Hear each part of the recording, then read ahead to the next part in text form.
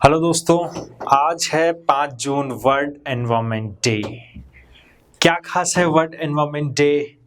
Environment का क्या हमारे लाइफ में योगदान है? कैसे हमें एनवायरनमेंट डे क्यों बनाया जाता है? दोस्तों, मैं मनीष जांगेड़ बेसिकली एक पीएचडी स्कॉलर हूँ। एनवायरमेंटल साइंस मेरा रिसर्च एरिया है।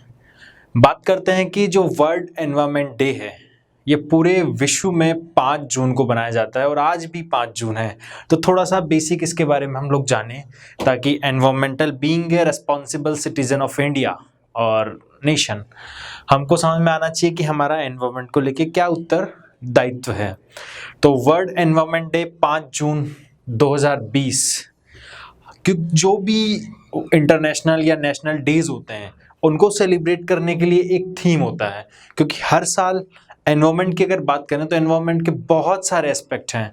अगर हर साल अलग अलग एस्पेक्ट में बोलूं कि पूरा देश, एक देश की अगर बात करें, वैसे तो विश्व पर्यावरण दिवस है, अगर देश में भी बहुत सारे एनवायरमेंटल प्रॉब्लम्स हैं, अगर एक कोई कोने में किसी दूसरे एस्पेक्ट पर रिसर्च हो रहा है, तीसरे कोने में किसी दूसरे एस्पेक्ट पर रिसर्च हो रहा है, राजस्थान में कहीं और हो रहा है, गुजरात कुछ और रिसर्च कर रहा है, तो कर सकते हैं। बट बेसिकली हर साल क्या करते हैं कि जो भी एक टाइप का एरिया है, जो भी एक टाइप का रिसर्चेस है, जो भी एक टाइप के प्रिवेंशन या मेजर्स हैं, उनको एक जगह इकट्ठा करके उसके बारे में कुछ पॉलिसीज बनाई जा सके, उसको लेके कुछ फायदा हो सके, कोई देश के लिए फायदा हो सके, विश्व कल्याण के लिए फायदा हो सके। इसलिए हर एक एनवायरनमेंट की एक थीम होती है। तो दोस्तों, वर्ल्ड एनवायरनमेंट डे 2020 का जो थीम है वो है नेचर एंड बायोडाइवर्सिटी। इस बार ये नेचर एंड बायोडाइवर्सिटी को कंजर्वेशन को लेके लगातार वर्ल्ड एनवायरनमेंट डे के प्रोस्पेक्टिस में जो एक वीक तक रिसर्च होनी है, जो भी एक साल में या पिछले पास्ट रिसर्च अब तक हुई है, उनको सबको कलेक्ट करके हर देश अपनी अपनी पॉलिसी, हर देश अपनी अपनी पॉलिसी देगा और उसके बाद से हम सब लोग WHO को जाके या UNEP को जाके हम लोग अपनी पॉलिसी देते हैं ताकि वो विश्व के हिसाब से भी एक पॉलिसी अपनी बना सके। तो दोस्तों, वर्ल्ड एनवायरनमेंट डे, सबसे पहले जो एनवायरनमेंट है वो 1972 स्टॉकहोम्स कॉन्फ्रेंस एक हुई। उस कॉन्फ्रेंस के अंदर एनवायरनमेंट पहली बार डिबेट में आया।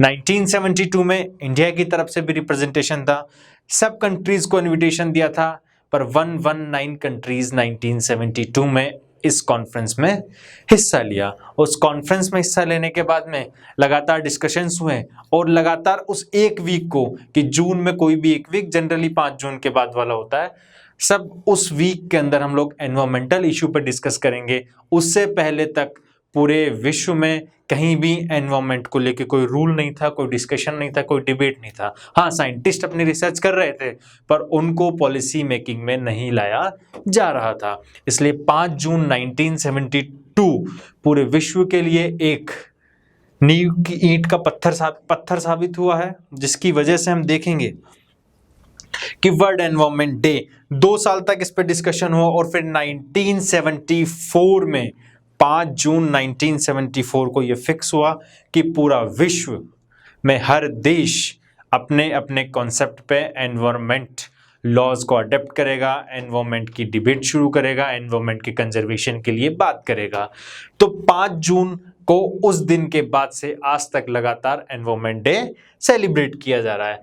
देख सकते हैं कि world environment day was established bye United Nations General Assembly in 1972 to mark the opening of Stockholm Conference on the Human Environment.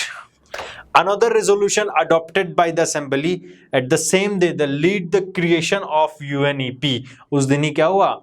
United Nation Environmental Protection का UNEP का क्रिएशन हुआ और it is hosted every year by a different city and another अलग अलग जगह हर week में 5 जून के आसपास वाले वीक में एनवायरनमेंट डे सेलिब्रेट होता है। दोस्तों, जो 2020 है इसका एनवायरनमेंट डे बड़ा ही दिलचस्प है।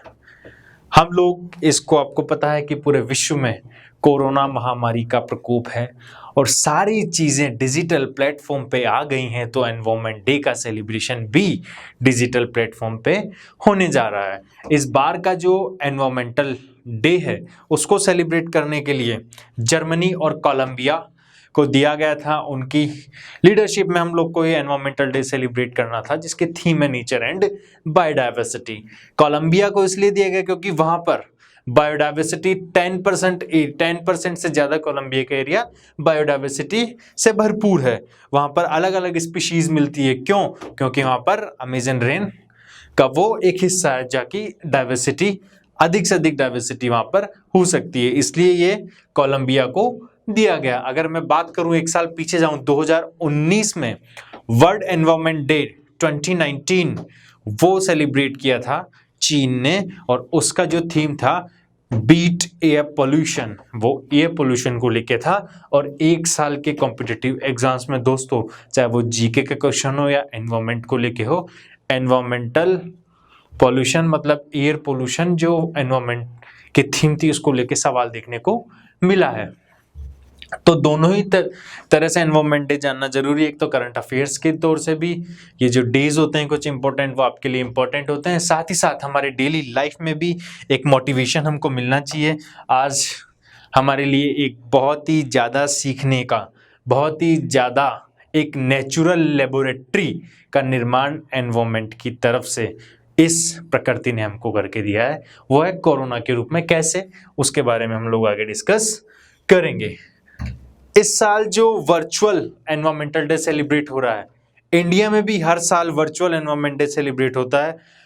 5 जून को विज्ञान भवन दिल्ली के अंदर बड़ी बड़ी कॉन्फ्रेंसेस होती है, बड़े बड़े देश के साइंटिस्ट, विदेश के साइंटिस्ट आते हैं और अपनी पॉलिसी पे काम करते हैं। तो इस बार भी हमारे जो अभी एनवायरमेंटल मिनिस्टर कौन है, प्रकाश जावड़ेकर, उन्होंने क्या किया है, Javadekar launch the Nagar one and urban forests, उन्होंने इस करके एक कॉरपोरेशन शुरू किया है जिसपे आने वाले समय में काम होगा। उस पर अभी भी डिबेट आप टीवी चैनल्स पे लाइव देख रहे होंगे कि किस प्रकार से इंडिया ने मिटिगेशंस लिए हैं अपनी बायोडाइवर्सिटी को लेके ध्यान करने की। दोस्तों, जैसा कि मैंने बोला कि एक नेचुरल लेबोरेटरी के तौर पर कोरोना वायरस हमारे सामने आया है। जब बड़ा पॉल्यूशन बढ़ रहा था इंडिया में, एयर पोल्यूशन के नाम पे बड़े बड़े साइंटिस्ट बड़े बड़े प्रोजेक्टों पे कई सालों से काम कर रहे हैं। वाटर पोल्यूशन के नाम पे गंगा को लेकर, जल शक्ति एक मिनिस्ट्री ऐसी है देश में जो गंगा रिजर्वेशन पे काम कर रही है। गंगा का पोल्यूशन कई दिनों से स्टेगनेंट है, कई दिनों से वहाँ पोल्यूशन बढ़ रहा है। ऐसे यमुना, बहुत सारे रिवर पोल्यूशन लगातार बढ़ रहे हैं। वाटर कंजर्वेशन नहीं हो पा रहा है, वाटर पोल्यूशन है। हम देखेंगे कि जो ग्राउंड वाटर है उसकी क्वालिटी खराब होती जा रही है। पर ये जो लॉकडाउन 60 से 80 दिन का अब तक हमने फील किया है, इस लॉकडाउन के अंदर अर्थ ने अपने आप को वापस से रिस्टोर कर लिया है।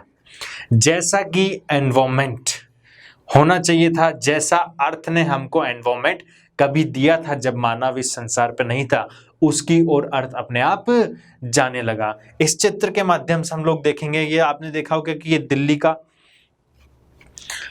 ये दिल्ली है, और आप देखेंगे कि ये सिचुएशन दिल्ली में आम दिन पे होती है, स्पेशली विंटर्स में हमको ऐसे हैजी देखने को मिलता है। ये इंडिया गेट है, और अभी कोरोना के टाइम पे अगर इसका पिक्चर देखने को मिला तो ये पिक्चर एकदम क्लीन हो गया। तो दोस्तों, ये एक एनवायरमेंटल एस्पेक्ट के लिए एक लेबोरेटरी हमको मिला कि किस प्रकार से हम अपने एनवायरनमेंट को क्लीन कर सकते हैं, अपने एनवायरनमेंट को ग्रीन कर सकते हैं। दोस्तों, उसके बाद से हम देखेंगे कि हमारे जो वाइल्ड लाइफ के डिफरेंट एनिमल्स थे, वो एनिमल्स पहले जंगलों में घूमा करते थे। आज जब उन्होंने देखा कि इस मानव का प्रकोप कम हो गया है, मानव दूर दूर तक दिख नहीं रहा है, तो वो भी सड़क पर आने लगा। और ये बहुत ही अच्छा पिक्चर है, दिल्ली का पिक्चर है, जो कि दिल्ली के सड़कें जो लगातार भरी हुई रहती है, वह सड़कों पर नीलगाय हमें देखने को मिली है। तो दोस्तों, ये एक टाइम है इस समय हम सबको सीख लेने का कि हम हमारे एनवायरनमेंट के लिए क्या कर सकते हैं। दोस्तों, बीइंग ए एनवायरमेंटल एक्सपर्ट, लगातार मैंने इस पर रिसर्च मेरा एयर पोल्यूशन पे चल रहा है। बहुत से जाके वर्ल्ड, इंटरनेशनल और नेशनल कॉन्फ्रेंसेस में मैंने हिस्सा लिया है। साइंटिस्ट अपनी साइंस से बताते हैं कि इतना पोल्यूशन है, ऐसा कर देंगे तो हो जाएगा, ये पॉलिसी बन जाएगा तो हो जाएगा। दोस्तों पर आज जाके समझ में आता है कि अगर इंसान सोच ले कि मुझे अपनी अर्थ को, अपनी धरती माँ को पॉल्यूशन से बचाना है, उसको पॉल्यूशन फ्री करना है, तो उसे कोई नहीं रोक सकता। कोई भी साइंस अगर वो खुद से संकल्प, दृढ़ संकल्प ले ले कि मुझे पॉल्यूशन नहीं करना है, तो इस धरती को पॉल्यूटेड होने से हम लोग रोक सकते हैं। जब लॉकडाउन था तो हम देखेंगे पूरे विश्व में बहुत से रुझाने से आए हैं। इटली में कोरोना का प्रकोप है, लगातार लॉकडाउन हुआ। इटली के बाद में जापान में हुआ, चीन में हुआ। तो ऐसे मेजर्स देखने को लगे। इटली में डॉल्फिन की प्रजातियां वापस से लेक में आ गई और देखेंगे लेक एकदम फ्रेश होगा। और इंडिया में आप देखेंगे लगातार न्यूज और सोशल मीडिया पे मैसेजेस वायरल हो रहे हैं कि गंगा काफी हद तक क्लीन हो गई है, पॉल्यूशन काफी हद तक क्लीन हो गया है। अब इसको मेंटेन करने की जिम्मेदारी हम सबकी है, आपकी है, मेरी है। कैसे हम इसको मेंटेन करेंगे? ये कम से कम आज हम अपने कॉमन सेंस से, जो मैंने 60 दिन की लाइफ एक बंद कमरे में, ये बंद घर में देश के लिए जी है, उसको लेकर हम लोग कुछ हमको संकल्प लेने पड़ेंगे। दोस्तों ये एक स्टडी है एयर पोल्यूशन की, सैटेलाइट डेटा का एनालिसिस किया है। कुछ डेटा होता है कि पोल्यूशन कितना कम और कितना ज्यादा हुआ। तो दोस्तों एक है मॉडिस एओडी, एरोसोल ऑप्टिकल डेप्थ। सीधा सीधा मैं बोलूं, एरोसोल्स आपने सुना होगा, या पोल्यूशन आप मान लीजिए, एयर पोल्यूशन के पार्टिकल्स। आप देखेंगे कि 1 मार्च से लेके 6 मार्च तक का डेटा मैंने यहाँ एनालिसिस करके आपको दिखाया है।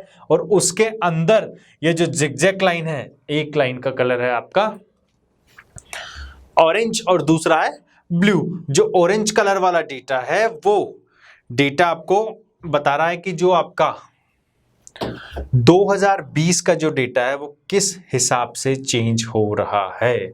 और उसके बाद में जो ब्लू लाइन है वो लाइन आपको बता रहा है कि 2019 में, 19 से पहले कैसा एयर पोल्यूशन होता था। दोस्तों ये पीरियड है लॉकडाउन का। 23 मार्च के बाद में लॉकडाउन देश में शुरू हुआ, 22 मार्च को हमने मेजर्स लिया था। सेम टाइप की स्टडी अगर हम देखें सेम टाइम पे, अगर इसी मार्च अप्रैल के महीने में 2016 में, 17 में, 18 में और 19 में जो पॉल्यूशन लेवल था, जो एओडी था, वो एओडी देखो बढ़ता जा रहा है, बढ़ता जा रहा है, बढ़ता जा रहा है। ये ब्लू लाइन आपको दिख रही है। उसके बाद में इसमें एक लीनियर लाइन मैंने फिट किया है कि सबका एवरेज लेके एक लीनियर फाइनली ये इंक्रीमेंट हमको देखने को मिल रहा है। और लॉकडाउन के अंदर पॉल्यूशन की आप जो ऑरेंज लाइन है उसको आप देखेंगे कि जो हमारे एरोसोल्स हैं वो कैसे स्लाइटली डिक्रीज हो रहे हैं। और आपको मैं बताऊं, जब मई का लॉकडाउन था तो एकदम क्लीन सिचुएशन दिल्ली, मुंबई जैसे सिटी में भी हमको देखने को मिली है। इसको मेंटेन करना बहुत जरूरी है। दोस्तों दूसरी बात मैं बताऊं कि percentage changes in 2020 with respect to past 4 years। जो अपना एओडी एक हमने लिया, दूसरा लिया NO2, ये की बहुत ही ज्यादा पॉल्यूटेंट्स ईयर में होते हैं। रेड कलर है अपना एओडी का, फिर से डार्क ब्लू कलर को मैं NO2 से डिनोट कर रहा हूं। आप देखेंगे कि ये 2020 में दोनों ही अपने आप में क्या हो रहे हैं, कम होते जा रहे हैं। तो ये दोस्तों बहुत ही इंटरेस्टिंग रिजल्ट्स देखने को मिले। आने वाले टाइम पर रिसर्च हो रहा है, बहुत से सरकार भी इस पे एक्शन ले रही है, हमने भी पॉलिसीज के लिए दिए हैं। तो अब कैसा समझ में आ रहा है, कैसी चीजें, कैसे इस एनवायरनमेंट को हम मैनेज कर सकते हैं। तो दोस्तों एयर पोल्यूशन को लेके हर साल डिबेट होता है। आपने सुना होगा कि दिल्ली में एयर पोल्यूशन बढ़ गया, अरविंद केजरीवाल की सरकार ने, या जो भी दिल्ली की सरकार ने ऑड इवन रूल लाया है, वो एक एक्सपेरिमेंट है, सही है गलत है, वो एक डिबेट का कोर्स है कि अब कैसी पॉलिसीज उस समय लाएं कि हम जब पोल्यूशन बढ़े तो उस पोल्यूशन को रोक सकें। तो कहीं ना कहीं दिमाग में एक नया पॉलिसी आया कि अगर पोल्यूशन इतना बढ़ गया कि हम सर्वाइव और सस्टेन नहीं कर पाएंगे तो हम लॉकडाउन जैसा कुछ कर सकते हैं। दोस्तों ये समझ में आया होगा आपको। फिर से एक बार मैं बोलूं, सीधा सीधा मोटा मोटे लेमन लैंग्वेज में अगर मैं बोलूं आम भाषा में, जो एओडी है वो एक तरीके से क्या है, मॉडिस एक सैटेलाइट होता है। जो सैटेलाइट है वो हमको एरोसोल्स के बारे में बताता है। अगर एरोसोल्स अगर देखूं मैं 2016, 17, 18, 19 सेम टाइम पे 1 मार्च को उसका अगर सबका एरोसोल देख लें, सबको मीन ले लें, तो वैल्यूज बढ़ती जा रही हैं और पोल्यूशन अपना पीक पकड़ता जाता है, क्योंकि जो मार्च अप्रैल मई ये एकदम डस्ट स्टॉर्म का टाइम होता है। इस समय थार डेजर्ट से आने वाले डस्ट स्टॉर्म, थंडर स्टॉर्म पूरे भारत देश में आते हैं और उस वजह से इस टाइम पे पोल्यूशन बहुत बढ़ जाता है। परंतु इसके बाद बहुत ही अच्छी चीज़ ये होती है कि बारिश आने से सारा पोल्यूशन लेवल खत्म हो जाता है। इसलिए हम देखेंगे कि ये पोल्यूशन का पीक ब्लू लाइन में बढ़ रहा है। ऑरेंज लाइन में अगर हम देखेंगे तो आज ये पोल्यूशन कम होता नजर और आ रहा है। ये मात्र 6 अप्रैल आप देखेंगे कि 10 और 13 दिन की स्टडी आप देखेंगे, 13 दिन में कितना वैल्यू नीचे आ गया है। 0.3 से सीधा 0.1 आ गया है दोस्तों। सेम चीज NO2 और AOD दोनों का लेवल कम हो रहा है, मतलब सारे पोल्यूटेंट्स कम हो रहे हैं। मतलब एयर की एक स्टडी मैंने आपको बताया, अगर एयर पोल्यूशन कम हो रहा है तो water pollution, soil pollution, noise pollution, सारे पोल्यूशन अपने आप में कम होते गए हैं और अर्थ अपना वापस हीलिंग आ रहा है। ये एक सैटेलाइट इमेज है दोस्तों, चाइना। ये जो रेडिश येलो आपको दिख रहा है चाइना के बीजिंग और शंघाई के आसपास, आप देखेंगे कि ये वही है वुहान, जहां से आपका वायरस आया है और उसके ऊपर का एरिया मोस्ट पॉल्यूटेड रीजन है। ये पिक्चर है कब की? पोस्ट प्री लॉकडाउन की, जब लॉकडाउन से पहले वहां पे। और करंट पिक्चर आप देखेंगे कि द गार्जियन की एक रिपोर्ट से मैंने उठाया है, अभी पोल्यूशन कितना क्लीन है। तो बहुत ही अच्छे मेजर्स हमको पॉल्यूशन को देखने को मिले और 2020 का जो एनवायरमेंटल डे है, इस पे एक संकल्प लेने का दिन है, गवर्नमेंट को एक्शंस लेने का दिन है, पॉलिसीज बनाने का दिन है और हम सबको भी अपने सेल्फ पॉलिसी, अपने घर की पॉलिसी, अपने आप की पॉलिसी चेंज करने का टाइम है दोस्तों। सेंट्रल पॉल्यूशन कंट्रोल बोर्ड के कुछ रिसर्च है, डेली एनालिसिस करने के बाद में जो हमारी मेजर सिटीज हैं वहां पोल्यूशन कैसे रिडक्शन आया है। PM 2.5 पार्टिकुलेट मैटर, धूल का कण जिसकी साइज 0.25 से 2.5 माइक्रोन से कम है। अगर मैं देखूं पुणे, मुंबई, अहमदाबाद, दिल्ली, ये 4 मेजर सिटीज का डेटा हमने लिया है। रेड कलर शो कर रहा है 2020 को, ब्लैक कलर शो कर रहा है 2019 को। तो पॉल्यूशन के जो पीक्स हैं वो कहीं ना कहीं हमको नीचे देखने को मिल रहे हैं दोस्तों। 2019 का पूरा डेटा है, जनवरी फरवरी भी इसमें इंक्लूड है, इस वजह से आपको ज्यादा सडन पीक देखने को कम मिल रहा है। मुंबई जहाँ केसेस ज्यादा थे, लोगों ने कम करना शुरू कर दिया था, पहले से ही लॉकडाउन जैसी स्थिति वहां पे आ गई थी, तो वहां पे ज्यादा असर हमको देखने को मिला है। साथ ही साथ रिडक्शन अगर हम देखें तो कितना हुआ है, पुणे के अंदर रिडक्शन 10% पॉल्यूशन का रिडक्शन हुआ है। मुंबई के अंदर लगभग 50% पार्टिकुलेट मैटर, ये PM 2.5 बहुत ही ज्यादा खतरनाक होता है हमारी बॉडी के लिए, इसका रिडक्शन 50% तक कम हुआ है। अहमदाबाद में हम देखेंगे तो लगभग 25% तक अहमदाबाद में पोल्यूशन कम हुआ है और दिल्ली में हम देखेंगे कि 12-13% तक पोल्यूशन कम हुआ है। तो लॉकडाउन के इफेक्ट्स आपको हमने ये बताया है। उसके बाद से ऐसा सेम इफेक्ट एयर पे भी है, वाटर पे भी है। गंगा, यमुना, जितनी भी नदियां हैं सब जाके क्लीन होने लगी हैं। अब हम क्या कर सकते हैं दोस्तों? एक अभी इंडिया की इकोनॉमी के लिए एक नारा दिया गया है, एक डिबेट में एक लाइन आया है, वोकल फॉर लोकल। हम सब ने सुना होगा, बात सही भी है कि अपने लोकल प्रोडक्ट्स के लिए हमको वोकल होना जरूरी है, उससे देश की इकोनॉमी सुधरेगी। पर मैं आपको बताऊं, उससे देश का एनवायरनमेंट भी सुधरेगा। उससे क्या होता है, कोई भी चीज जब बाहर से इंपोर्ट होती है देश में, तो अलग अलग तरीके से वो कार्बन फुटप्रिंट के नाम पे पोल्यूशन लेके आती है। और वो कार्बन फुटप्रिंट अगर देश में बनने वाली चीज हम यूज करेंगे तो इंपोर्ट हमें कम करना पड़ेगा और उससे पोल्यूशन में भी रिडक्शन कम होगा। शिप्स हमारे कम चलेंगे, ट्रेनेज हमारे ट्रांसपोर्टेशन में कम चलेंगी, तो उससे भी पोल्यूशन कम होगा। साथ ही साथ लोकल इकोनॉमी भी डेवलप होगी। और एक आम चीज़, हमारे घर में बहुत सी चीज़ ऐसी होती हैं जो हम टेक्नोलॉजी चेंज होने से या फिर अपनी लाइफ को लग्जीरियस बनाने के लिए हम लोग चेंज करते हैं। अगर उन्हीं लोकल चीज़ों का हम फिर से यूज़ करेंगे, उन्हीं के साथ हम आगे चलेंगे, तो कहीं ना कहीं हमारी प्रकृति को हम कुछ ना कुछ दे पाएंगे।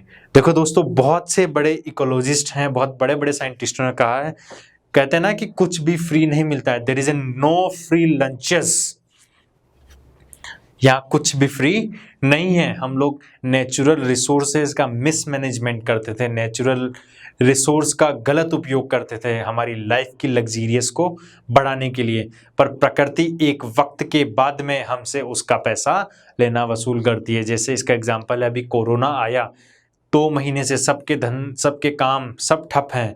उसके बाद से हम देखेंगे कि इकोनॉमी को जो नुकसान हुआ है वो पैसा कौन ले गया? नेचर ले गई। इससे पहले भी बोले कोरोना है, उससे पहले उत्तराखंड में आपने डिजास्टर सुना होगा। उत्तराखंड में डिजास्टर हुआ, किस लिए हुआ? क्योंकि प्रकृति के साथ हमने तालमेल नहीं बनाया, प्रकृति के साथ हमने तालमेल नहीं बनाया, इस वजह से प्रकृति ने डिजास्टर किया और डिजास्टर में हमारा इकोनॉमी ले गया, हमारा पैसा ले गया। तो दोस्तों, कुछ भी फ्री नहीं है। एक चीज जो हमको देखने को मिल रही है कि जितने भी नेचुरल रिसोर्सेज हैं, उन नेचुरल रिसोर्सेज को हमको बहुत ही ऑप्टिमम यूज करना पड़ेगा, जितना जरूरत है उतना ही यूज करना पड़ेगा। तो दोस्तों, वोकल फॉर लोकल दोनों तरीके से, आपके एनवायरमेंट के लिए भी और आपके इकोनॉमी के लिए भी।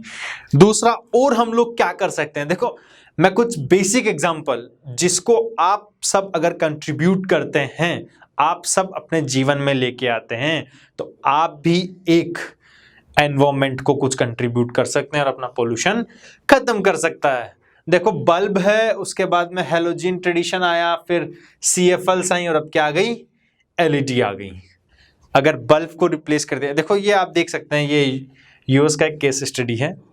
बल्ब को इतना रिप्लेसमेंट हमने किया, अगर हम सीधा बल्ब की जगह LED या ट्यूबलाइट्स की जगह LEDs यूज करने लगेंगे तो एनर्जी की सेविंग होगी। और एनर्जी, बिजली बनाने के लिए कितना पानी, मजदूर, कारीगर लगता है, कितना पानी लगता है, कितना पोल्यूशन बनता है, वो सारा डायरेक्टली हम कर सकते हैं।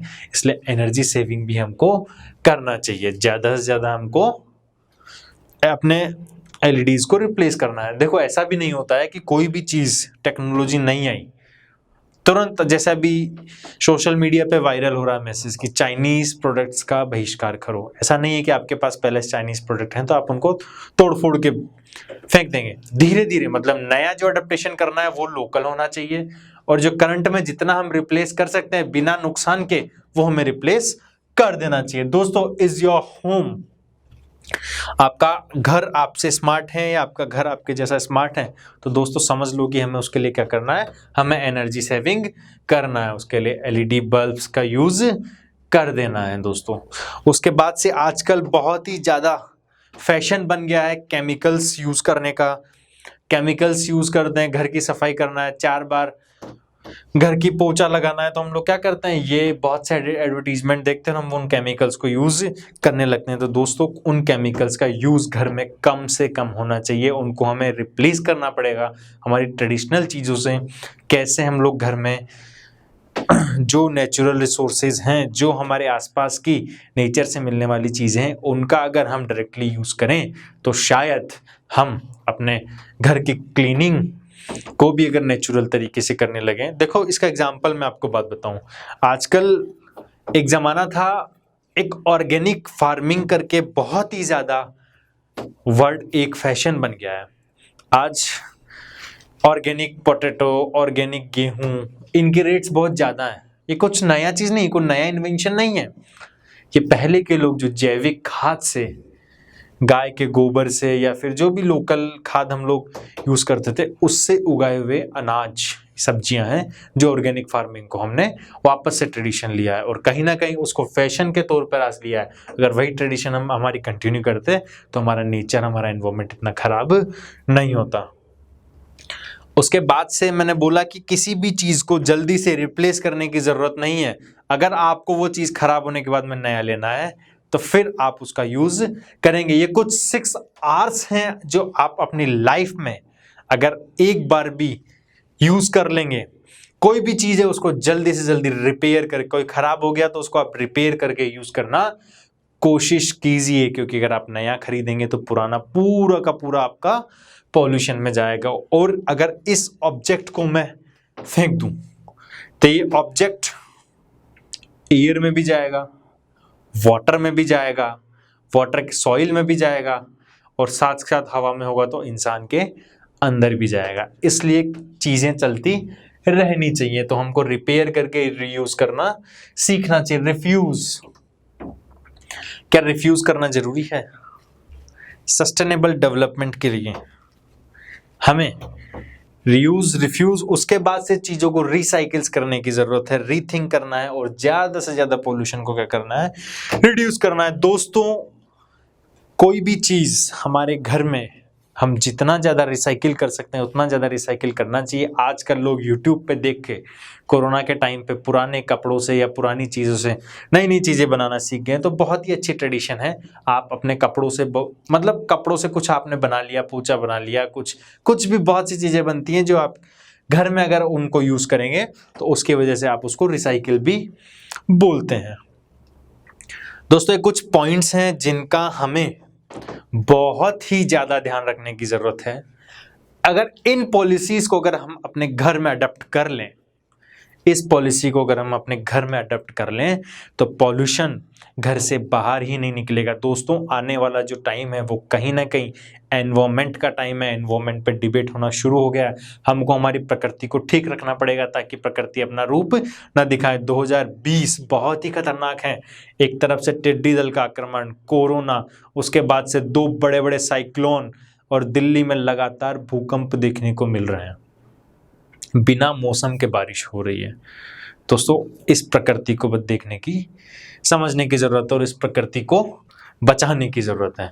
दोस्तों, जीरो वाटर वेस्ट, अगर हम हमारे घर से निकलने वाला पानी का वेस्टेज जीरो कर दें, अगर ऐसा भारत का एक एक परिवार सोच ले तो आधे पोल्यूशन की समस्या खत्म हो जाएगी। ऐसा लॉकडाउन में उन्होंने किया, रिजल्ट्स आपके सामने हैं, बहुत सारा स्टडी मैंने आपको दिखाया। एनर्जी वेस्ट करना खत्म कर दें। दोस्तों, एनर्जी को वेस्ट कैसे, एनर्जी आप बचाएंगे? इलेक्ट्रिसिटी को आप बचा सकते हैं। कम से कम इलेक्ट्रिसिटी यूज करें, एलईडी यूज करें। जो बल्ब या एलईडी आपको जलाना है, जिस समय जिसकी जरूरत है वही यूज करें, फालतू ना जलाएं। जीरो सॉलिड वेस्ट, घर से निकलने वाला सॉलिड वेस्ट जीरो होना चाहिए। घर में बनने वाला खाना उतना ही बने जितना कि हम खा सकें। अगर एक्स्ट्रा बच गया है तो उसको फेंकें नहीं, या तो उसको बाद में खाएं या फिर किसी जीव जंतु को खिलाएं। क्योंकि अगर वो खाना हम फेंकते हैं, वो जो बायोमास हम फेंकते हैं, वो बायोमास कहीं ना कहीं जमीन में जाता है, कचरे में जाता है, और फिर वो लैंडफिल्स के अंदर जाके कार्बन डाइऑक्सीजन कंट्रीब्यूट करता है। तो जीरो सॉलिड वेस्ट, ये हमारे लिए इकोनॉमी के लिए भी बहुत अच्छा है, घर का बजट भी मेंटेन रहता है, और साथ ही साथ एनवायरमेंट भी जरूरी है। दोस्तों, जीरो प्लास्टिक वेस्ट, काफी दिनों से डिबेट चल रहा है कि गवर्नमेंट आती है, प्लास्टिक बंद कर देती है, कुछ दिन बंद रहता है, उसके बाद से फिर से प्लास्टिक का यूज लगता है। 2018 का जो वर्ल्ड एनवायरमेंट डे और अर्थ डे, जो दोनों बड़े बड़े, जैसे अर्थ डे भी एक होता है, आपको पता होगा 23 अप्रैल को अर्थ डे बनता है, उसके बाद से जून में 5 जून को, जो 2008 के 2 बड़े मेजर्स एनवायरमेंट के दे थे, दोनों प्लास्टिक पे थे, बीट प्लास्टिक पॉल्यूशन। दोस्तों, आजकल फैशन बन गया है कि प्लास्टिक का यूज नहीं करेंगे, पर प्लास्टिक की जगह किसी दूसरी चीज का यूज करेंगे। दोस्तों, प्लास्टिक का यूज नहीं, प्लास्टिक का रीयूज, प्लास्टिक को रिप्लेस करने वाला, एक कटु सत्य मैं आपको बता दूं, प्लास्टिक को रिप्लेस करना आज के दौर में अभी असंभव है। एकदम से अगर आप चाहें कि सारा प्लास्टिक हम बंद कर दें, it is impossible. Single use plastic को आप खत्म करें, उसके बाद से जो प्लास्टिक आपके पास है उसको रीयूज करें। अगर आप प्लास्टिक को रीयूज करेंगे तो आप प्लास्टिक पॉल्यूशन घर में नहीं होने दें। घर में प्लास्टिक की चीज़ें ना यूज़ करें, मैक्सिमम यूज़ एंड थ्रो चीज़ें घर में यूज़ ना करें। स्टील के बर्तन, लकड़ी के बर्तन रखें ताकि उनको धो के वापस से आप यूज़ करें। ये संकल्प आपको आपके घर में लेने होंगे। ट्री प्लांटेशन बहुत ही ज़रूरी है दोस्त। एनवायरमेंट डे पर लोग आज फैशन के तौर पर एक पेड़ लगाते हैं, पर एक पेड़ हर साल सबको लगाना चाहिए। और घर कहते हैं कि हमारी संस्कृति में अगर घर के अंदर कोई नया शिशु, नवजात शिशु आ रहा है तो उसके लिए एक पेड़ लगाना जरूरी है। आजकल जगह नहीं है, पेड़ कहाँ लगाएं? तो दोस्तों, आप अपनी बालकनी को डेकोरेट कर सकते हैं। मैं देखता हूँ कि बहुत से घर में लग्जीरियस लाइफ है, पेड़ नहीं है, फैशन के लिए प्लास्टिक के पेड़ ला के रख देते हैं। नहीं दोस्त, नेचर है, नेचर ने पेड़ बनाया है, तो आप पेड़ रखिए, उसकी खुशबू लीजिए, उसका फल लीजिए, उसकी ऑक्सीजन लीजिए और अपने एनवायरनमेंट को क्लीन कीजिए। आज बहुत से ऐसे मेडिसिनल पेड़ हैं, मेडिसिनल प्लांट्स हैं, एयर पोल्यूशन को ख़त्म करने वाले प्लांट्स हैं, जो हम अपनी बालकनी, अपने घर की छतों पर अगर लगा दें, गमले में रखें, तो घर का एनवायरनमेंट क्लीन हो सकता है।